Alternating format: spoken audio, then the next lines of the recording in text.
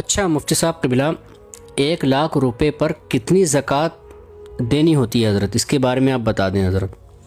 اچھا ہاشم بھائی، بڑا آسان سا جواب ہے، جی 2.5% زکوٰۃ واجب ہے، ہاں، یعنی 100 روپے میں سے 2.5 روپے، 100 روپے سے، تو آپ اسی سے اندازہ لگا لیجئے کہ 1,00,000 پر 2,500 روپے کی زکوٰۃ بنتی ہے۔ ہاں 1,00,000۔ تو جس شخص کے پاس 1,00,000 روپے ہیں، اب اس پر 2,500 روپے کی زکوٰۃ واجب ہوتی ہے۔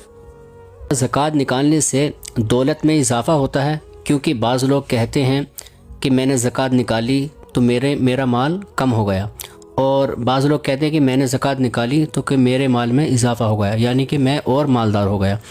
تو مفتی صاحب قبلہ آپ بتائیں اس کے بارے میں۔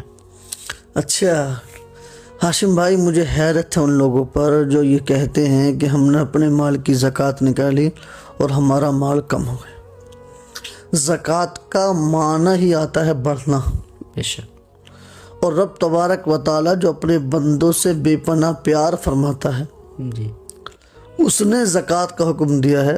اور کیا کبھی آپ نے سنا ہے کہ کسی بندے نے رب تبارک و تعالیٰ کے حکم پر عمل کیا ہو اور اس کو خسارہ ہوا ہو، نہیں، ایسا نہیں، اس کو گھاٹا ہوا ہو؟ نہیں، کبھی گھاٹا نہیں، ایسا سوچنے والا دین سے دور ہے بے شک، نا، اور اس نے کبھی زکوٰۃ دی ہی نہیں۔ ہاں جی، کاش اس نے زکوٰۃ دی ہوتی تو وہ زبان سے ایسے الفاظ نکالتا ہی نہیں۔ نہیں نکال، اس لیے کہ جو شخص بھی اپنے مال کی صحیح طور پر زکوٰۃ نکالتا ہے، وہ بس یہی کہتا ہے کہ اللہ کا شکر ہے، جس دن سے میں نے زکوٰۃ نکالنے شروع کی ہے، میرا مال ہر چوری سے، ڈکیتی سے، نقصان سے محفوظ ہے، اور اللہ کے فضل سے میرے مال میں ہر روز بڑھوتری ہوتی جاتی ہے۔